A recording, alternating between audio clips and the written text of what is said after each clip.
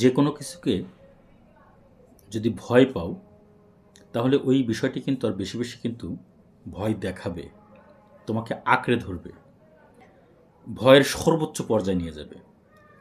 So ভয় পাওয়া যাবে না। কথাটি বলছি আমি ওই সকল ব্যক্তিদের উদ্দেশ্যে, বিশেষ করে আমার প্রাণপ্রিয় শিক্ষার্থীবৃন্দ এবং যারা বিভিন্ন ইভেন্টে পরীক্ষা দেওয়ার জন্য গণিতের প্রস্তুতি নিচ্ছ তাদের উদ্দেশ্যে।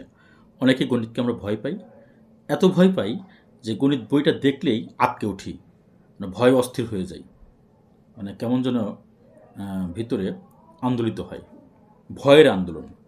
এজন্যই ভয় পাওয়া যাবে না, সাহস করে গণিতকে ধরতে হবে। যে সাহস করে ধরবে সেই ভালো করতে পারবে।